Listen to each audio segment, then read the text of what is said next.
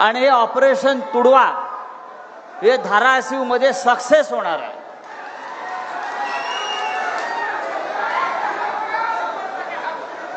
कैलास पाटील यांनी सांगितलेलं आहे की शिवसैनिकांना वाऱ्यावर सोडणार नाही. कैलास पाटील यांनी सांगितलेलं आहे शेवटच्या श्वासापर्यंत उद्धव ठाकरे साहेबांची साथ सोडणार नाही. त्याबद्दल आम्ही सगळे त्यांचे आभारी आहोत. असा निष्ठावंत आमदार शिवसेनेला आणि उद्धव साहेबांना मिळालेला.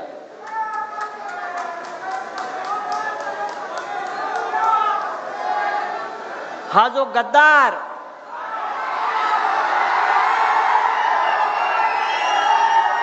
याला मी भामटा आणि सोंगाड्या म्हणतो. याने एवढी भामटेगिरी केली. प्रत्येक भाषणामध्ये काय म्हणायचा, त्याची भाषणं ऐका तुम्ही. तो म्हणतो मी 2006 साली ग्रामपंचायतीचा सुद्धा सदस्य सुद्धा नव्हतो. त्यावेळी अत्यंत कठीण परिस्थितीत मला उद्धव साहेबांनी माझा हात पकडला, मला साथ दिली. मला 1 वेळा आमदार केलं, 2 वेळा खासदार केलं. अशा परिस्थितीत मी पद आणि पैशासाठी उद्धव साहेबांना कधीच सोडणार नाही. मग आता काय केलंस गद्दारा? अरे भामट्या, आता काय केलेलं आहे? हा तुमचा खासदार 100 कोटीला विकला गेला. 100 कोटीला विकला गेला. 100 कोटीला.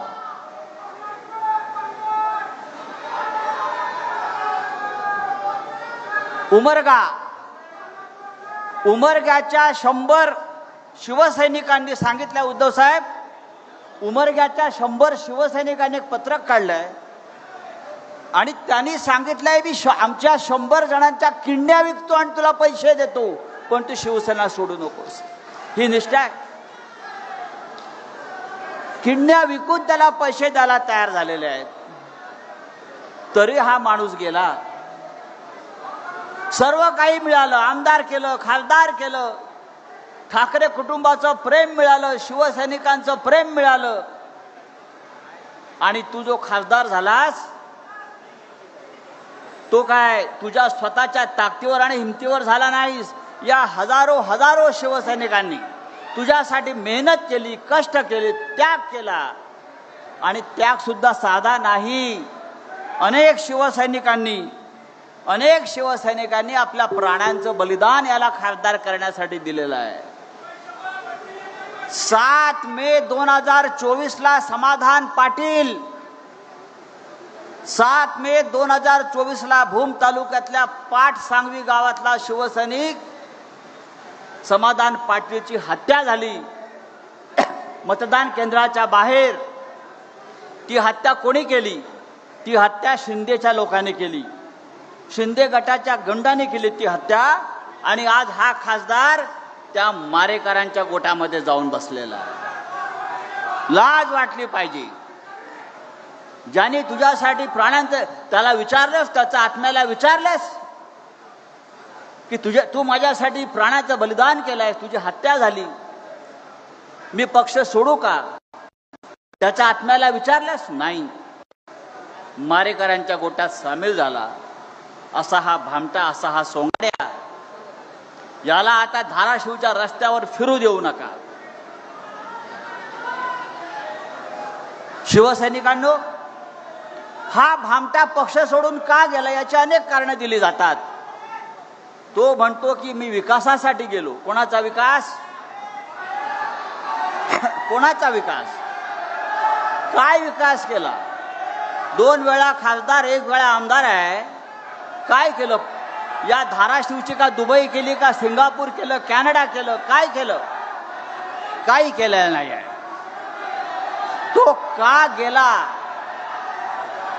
आता ऐका, तो का गेला? तो गेला कारण त्याने त्याच्या बँकामध्ये त्याच्या पतसंस्थांमध्ये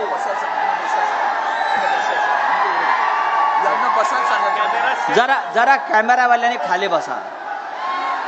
शिवसैनिकांच्या भावना समजून घ्या.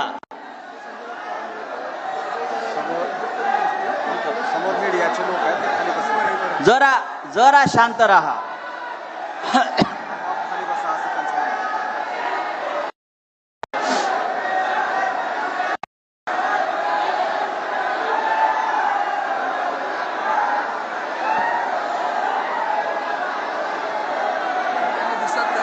हो हो, जरा जरा कॅमेरावाल्याने खाली बसा. शिवसैनिकांच्या भावना समजून घ्या.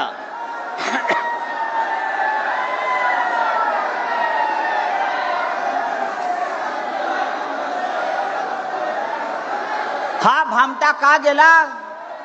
प्रचंड भ्रष्टाचार केला त्याने, त्याच्या कुटुंबानं. आणि आता तर मला असंही वाटतंय त्याच्या वडिलांचा जो खून झाला त्या खुनामागे सुद्धा काहीतरी वेगळं रहस्य आहे ना.